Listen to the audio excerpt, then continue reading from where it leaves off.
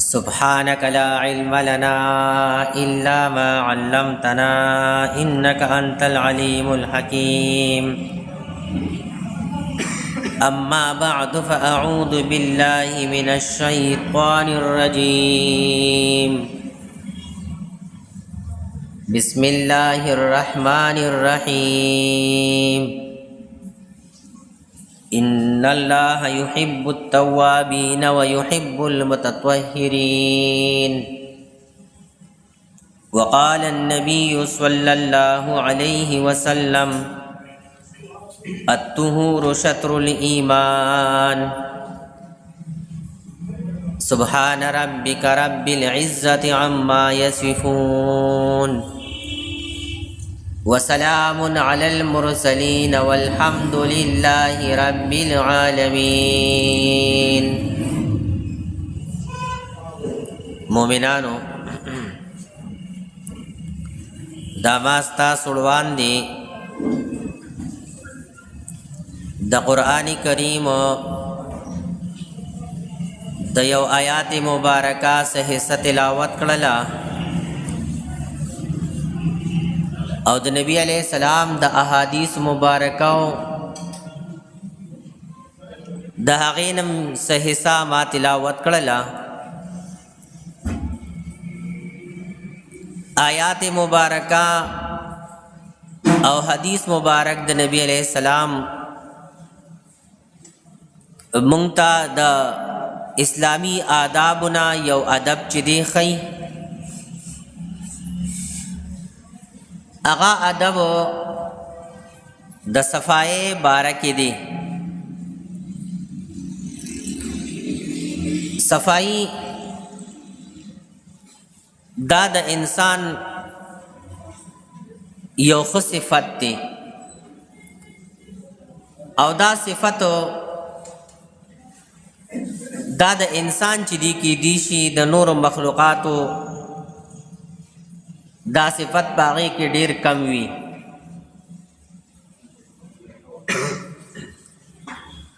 खुबाज चीज़ों दासी हुई चे मखलूक़ात प मखलूक़ात की बाज़ी चीज़ों दासी हुई चे आगा इंसान द चिदी यो किस्म अदबम चिदी खई चे इंसान त अशरफुल मखलूक़ाती अल्लाह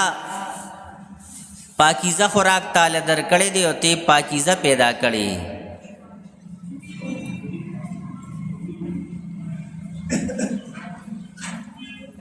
खो मखलूक़ात के बाज़ी चीज़ों दासी हुई कल ना कल इंसान कल दे खपल इंसानियत न उज़ी नुपागे की आगा नापाक चीज़ों दे इंसान त पाकी खई चे इंसान तान लार चे दे गलत शविदा। पाकीज़गी दा यो खुद सिफत ते क़ुरआन करीम के अल्लाह फरमाई इन्नल्लाह युहिब्बुत तव्वाबीन व युहिब्बुल मुतत्तहिरीन। बेशक अल्लाह तो बविस्तुन के ख्वखई और अल्लाह पाक और सफ़ा इंसान चिदी ख्वखई।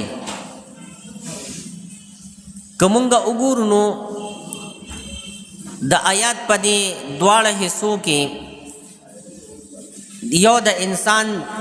ज़ाहिरी सफ़ाई द इंसान बदन द इंसान कपड़ा द इंसान जामी द इंसान ज़ाहिर चिनी द पाके हुक्म दे और द आयात पदी बल हिस्सा के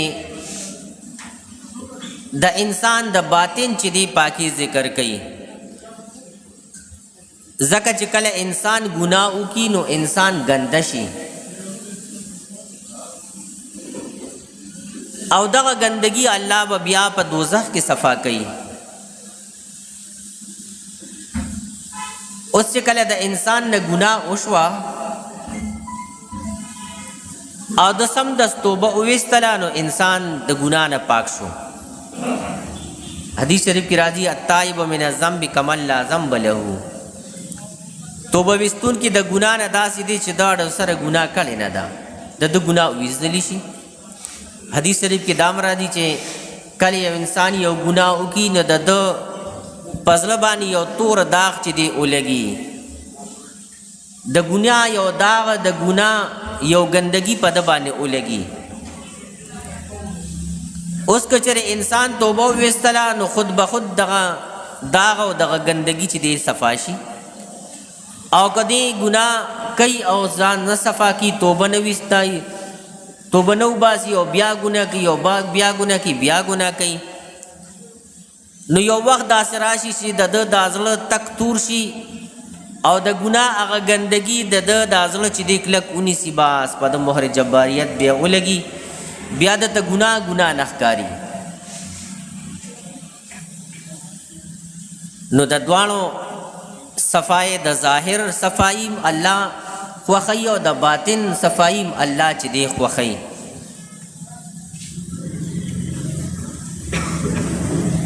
قرآن کریم کې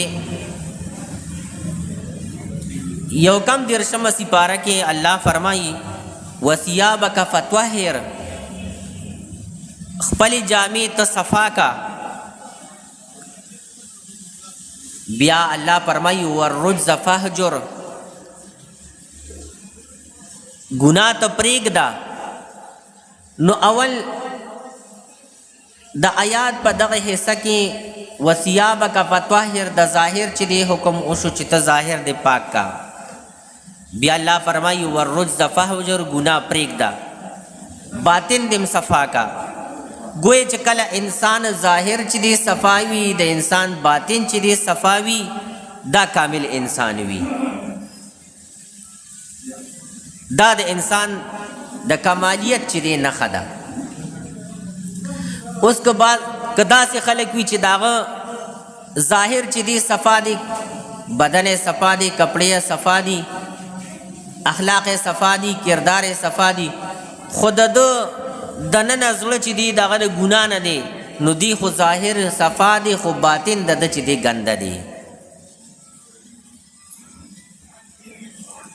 بعضې خلک داسې وي چې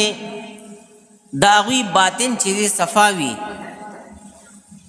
لکه مسلمان دی، نیکی کوي، مونځ کوي، زکات ورکوي، روجي نیسي، حج کوي، نور د نیکۍ کارونه کوي، خو د ده ظاهر چې دی ګنده دی، کپڑے ګنده دي، بدن ګنده دی، د ده ماحول چې دی ګنده دی، نو دا انسان هم کمال درجه والا انسان نه دی. نو کمال درجه والا انسان هغه دی چې د هغه ظاهر هم پاک وي او د هغه باطن هم چې دی پاک وي، او دا الله ته مقصود دی. ان الله یحب التوابین ویحب المتطهرین، بیشک الله توبه وستون کی خوخی او الله پاکی کون کی خلق چې دی خوخی. نبی علیہ السلام ته د وحی په ذریعہ باندې معلومه شو چې په صحابه کرامو کې بعضی خلق داسې دي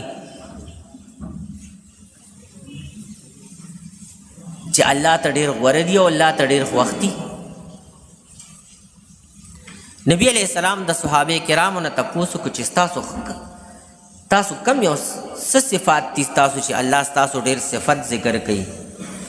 تاسو کې څه داسې صفات دي چې الله یې خوښوي. نو صحابه کرامو عرض وکړو چې نبی علیہ السلام مونږ چې دی کله وړي بولو کو غټي بولو کو نو مونږ ځان سم د صفا کوو، مونږ ځان ګندګي کې نه پریدو. نبی علیہ السلام ته د وحی په ذریعہ باندې دا معلومه شو چې صحابه کرامو دا بهتر صفت دی او دا اعلی کار دی. نو پکار اوس دا چې الله د صحابه کرامو صفت ولې ذکر کړ،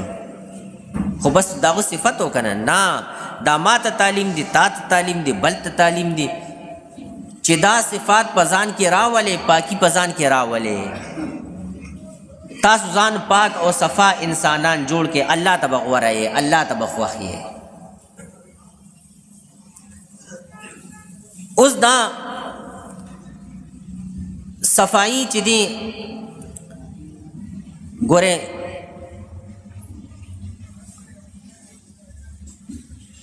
دین کې زکات و فرضیت ولې راغلی دی؟ زکات ویلی شي پاکوالی ته. کله چې انسان د خپل مال زکات ادا کوي نو د ده مال به چې دی د ګن نه صفا وي، د ده مال به چې پاک او صفا وي، په دې کې به خیري نه وي، کوټ په نه وي. دغه شانتې انسان چې کله زکات ادا کوي نو په ده باندې به بیمارۍ ډېرې کمې راځي، او بیمارۍ به همداسې راځي چې عارضي بیماري به لږ وخت دپاره به وي، صرف د ده امتحان دپاره یا د ده درجات اوچتولو دپاره. ځکه چې ده خپل مال چې دی د هغې نه ګند ویستی دی. اوس که چېرې دغه په دې مال کې دی زکات ادا کوي نه، او دغه ګن مسلسل چې د ده په مال کې راځي نو په ده باندې به تکالیف، مصیبتونه، بیمارۍ، پریشانۍ، د اولاد هر قسم بد اخلاقي، بد کرداري به په ده کې چې دی وي. ځکه چې د ده مال ټیک نه دی. دی چې کم خوراک کوي، دی چې کم سکاک کوي، دی چې کم اغوستنه کوي، دی چې کم ماحول کې وخت تېري، د ده ارس ګنده دي، نو په ده باندې به تکالیف، مصیبتیں، بیمارۍ، دا پریشانۍ دا به پې لازمان راځي.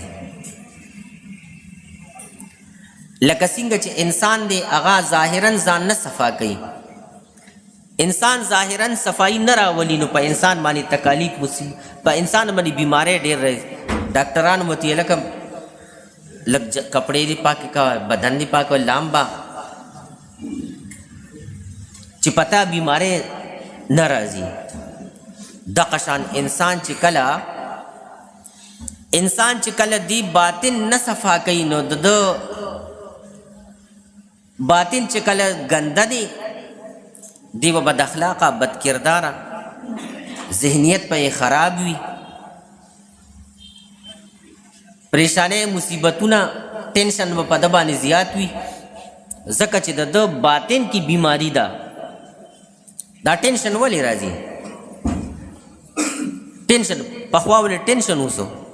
دا ټینشن ولې راځي؟ خو دا ټینشن د دې په وجه باندې راځي چې انسان اخلاق، کردار د ده چې ټیک نه دی. د قرآن و سنت صفائی چې کم، د قرآن و سنت سره چې کومه صفائی د ذهن کېږي، د زړه کېږي، هغه د ده ذهنیت صفا نه دی. قرآن و سنت پکې نشته، د ده ذهن چې دی ګنده دی، تباه دی. نو صفائی دا یو بهتر او اعلی چیز دی. ګورې حدیث شریف کې راځي چې د مانځه چې دی د مانځه لپاره کلاوالی دا چې دی پاکوالی دی. تا ته کله مونځ ستا مونځ جایز کېږي او ټیک کېږي نو د هغې لپاره پاکي چې دی هغه اول ده. چې ته اول که چېرې بالفرض په تا باندې لویه بېودسي راغلی چې ته ولامبې، که وړه بېودسي په تا راغلی چې ته چاره دامو کې، بس ته به الله ته صفا شي، الله به ستا بیا مونځ چې دی قبلوي، ستا عبادت به الله قبلوي.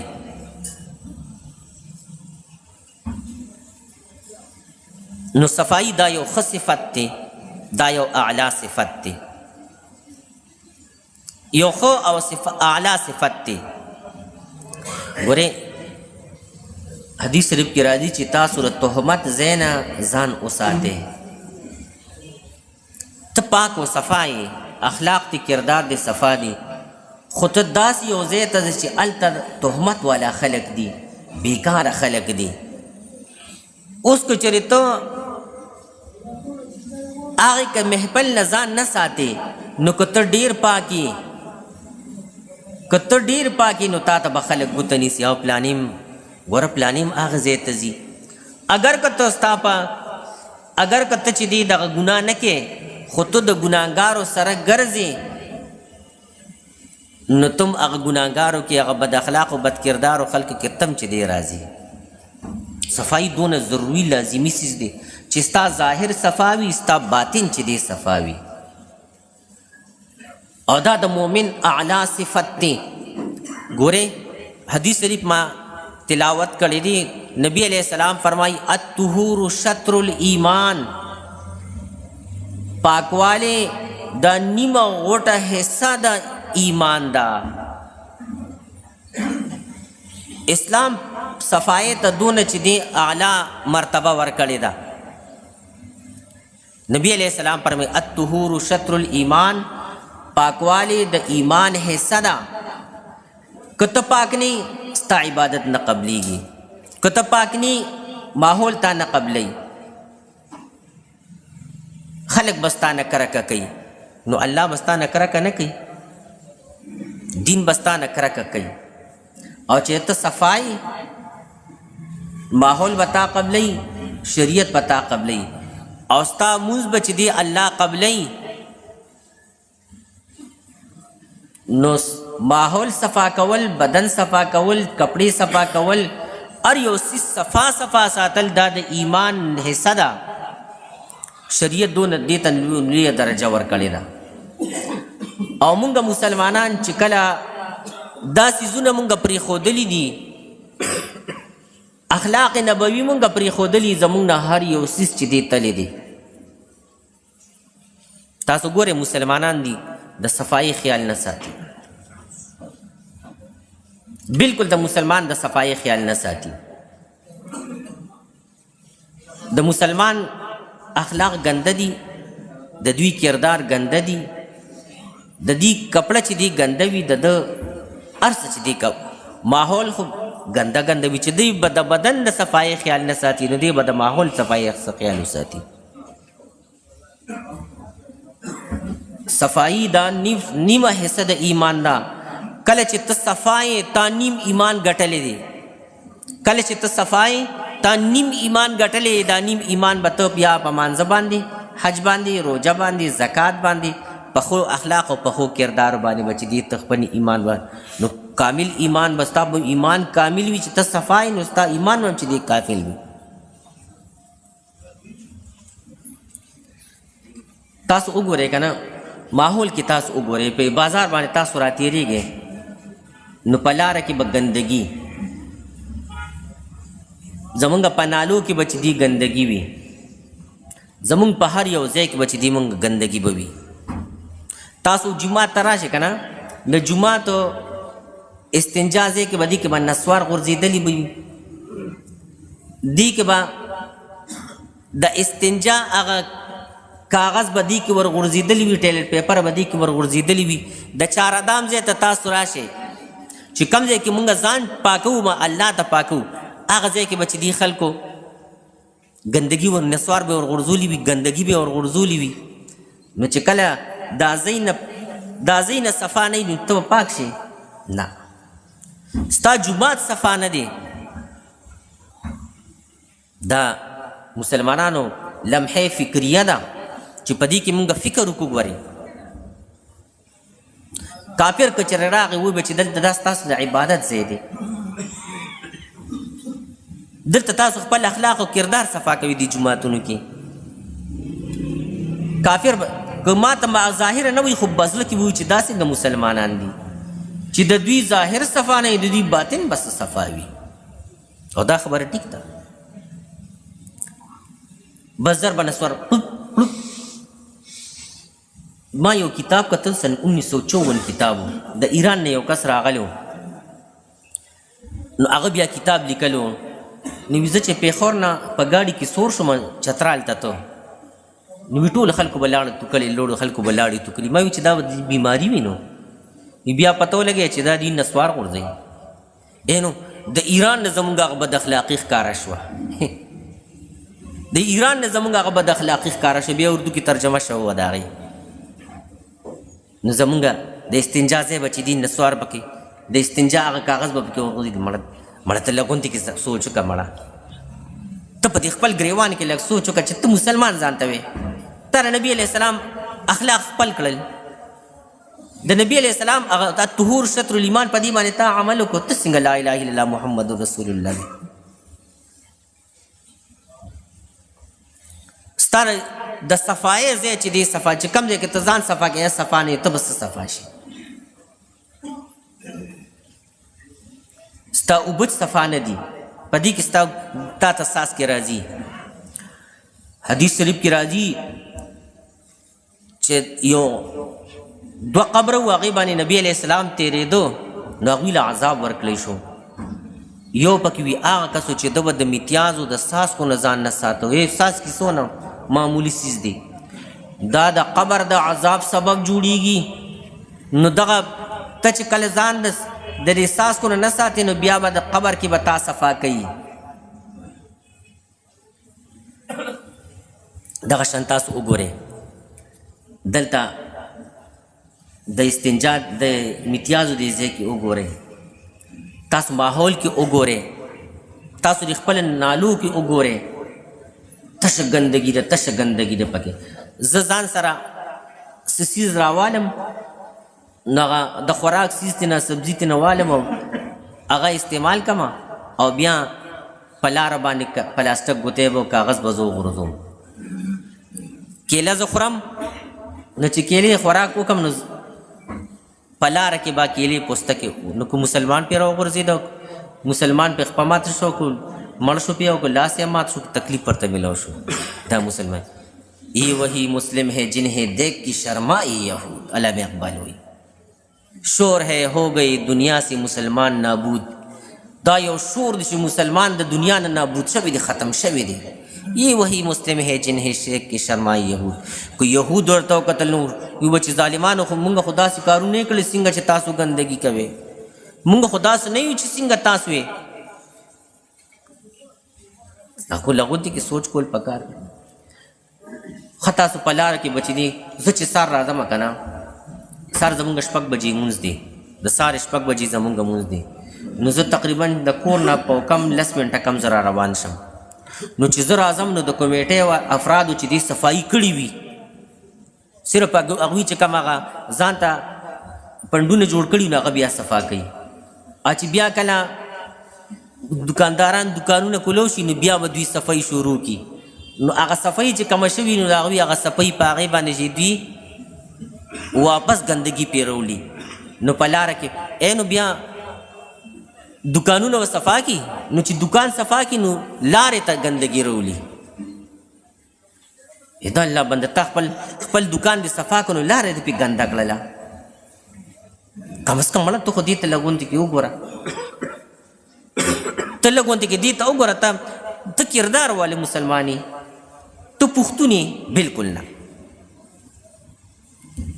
ښه تاسو وګورئ دا نالو ته مونږ ګندګي چې دی ورولو نو نالې ګنده وي نو بیا مونږ چې کمیټه ولا صفای نه کمیټه ولا صفای نه کی کمیټه ولا ته صفای نه کې که ته صفا وي نو ستا نالې به صفا وي دا ته ګندګي دا ته ګندګي دا خاص صفای زه د دې ګوایم چې زه راځم پیشمنی مال چې دی تپوس کوم لکه تاسو څه وخت راځئ سړي تاسو څه وخت راځئ ویره مونږ ته 2 بجې مونږ چې دی راپاسو مونږ 2 بجې صفایي شروع کړې وي 2 بجې ستا لپاره خلک راغلي دي او ته چې دی خو چې واپس کله نور څنګه روخېږي ته دکان ته راشي نو بیا ګندګي راشي دا ته ګنده یې ښه دلته به چې دی لوښي به صفا کوو نو هغه ترکاري او روټۍ هغه به مونږ ګنده په ګنده نالې کې مونږ به ورولو یا ته الله بنده دې روټۍ دپاره مونږ څونه چې دي پولې پسې سولې اړوو او هغه ته په ګنده ځای کې چې دي وغورځوله نو هغه ځای ته دا نالې هغه سره دغه نو هلته خلک میتیازې کوي نو ستا په هغه روټۍ باندې ته میتیازې کې ستا ورځ به چې دي ښه شي روز په تنزل به ته روز په ته په خپل خوراک باندې امتیازي کې ته په خپل خوراک باندې امتیازي کې مړه لګونتې کې سوچ وکړه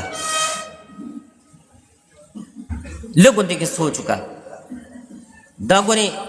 مونږ به د بل نه به چې دي مونږ چې کل بل ته ګوته نیسو که نه څلور ګوتې چاته زه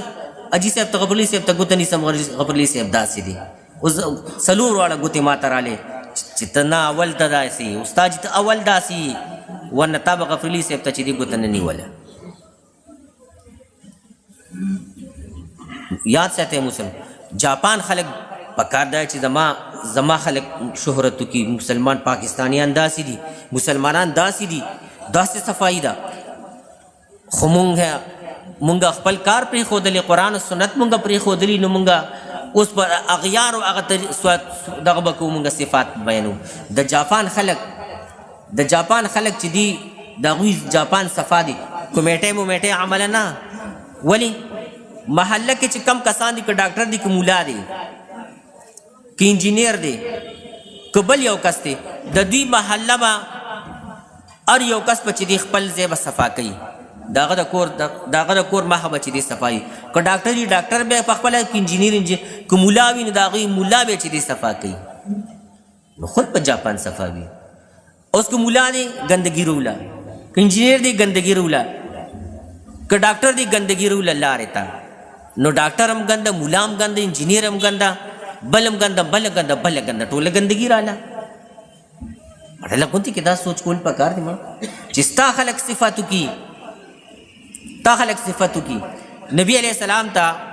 مونږ ته څلورم کلاس کې مونږ ته یو سبق وویړی کیدای شي دا کسان دي کې ویړیا دارو هغې کې یو شعر و شاعرۍ سره چې دی هغې دغه ذکر کړو نبی علیہ السلام ته یو بادشاه ورته دغه راولېږو یو طبیب یې ورته راولېږو چې نبی علیہ السلام دا بس تاسو خدمت کوي طبیب ناستو تر دې چې څوک ولې نه راتلل نو واپس لاړو نو بادشاه ورته بیا نبی علیہ السلام ته خط راولېږو چې عجیبه خبره ما ستاسو خدمت دپاره کس درولېږو او ته چې دی ستاسو صحابه کرامو تاسو نه ورځوله هسې بې څه ډاکټر له تاسو نه دی نبی علیہ السلام ورته خط ولېږو جواب یې ورته ولېږو چې مونږ اوږې شو روټۍ خورو او مونږ هر وخت لامبو صفایي کوو مونږ چې دی غاښونو صفایي کوو مونږ هر څه چې صفا کوو مونږ بیماری نه راځي مونږ ته بیماري سي مونږ ته وښودله نبي علیہ السلام دا مونږ ته وښودله چې صفایي دا اصل چیز دی صفایي اصل چیز دی دا ډینګي او دا چې دی ټایفاید دی او دا چې دی کرونا ده دا مورونا ده پرونا ده ټرونا ده دا ولې خو دا ګندګي ده که نه او به بیا اربوز ته به یې دغه چولي د زنانو په شان دی به چې دی اربوز ته به یې دغه چولي وي مړه په قرآن و سنت ته راواله که چېرې تا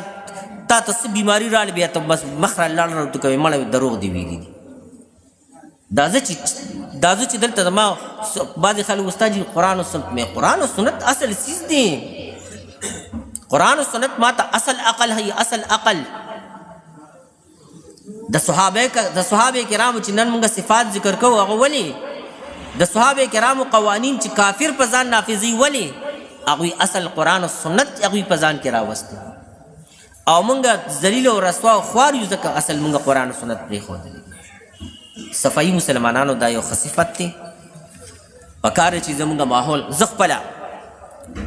خپله چې دغه کوم باحیثیت د په ما پټکي په سر کړی دی زه د نبی علیہ السلام چې دی لا اله الا محمد رسول الله د نبی علیہ السلام چغې وام چې زه د نبی علیہ السلام تابعدار زه الحمدلله زما د کور چې دی کم ماحول دغه دی کم نالې د هغه په خپله صفا کوم ما ته نبی علیہ السلام زه اوس بل ته وایم چې پلاني کمیټۍ والا ته چې زما د صفا کا نو هغه زه د نبی علیہ السلام امتي ګڼم هغه نه زه پخپله د نبی علیہ السلام امتي یم زه پخپله د خپل کور نالې زه پخپله صفا کوم زه په دې فخر کوم ما ته زما نبي ویلي دي چې الطهور شطر الایمان چې په دې پې زه عملونه کوم زما دا پټکي پې عملونه کوي نو بل ته به زما څه دغه وکړي ملا بل ته مسلې کوي پخپله پې حملې کوي موږ مسلمانانو صفایي ګورې لازمین خبره ده دا تور زړی چې دی راځي تور زړی ډاکټرانو په دې باندې چې دي تحقیقات کړي دي دا تور زړی ولې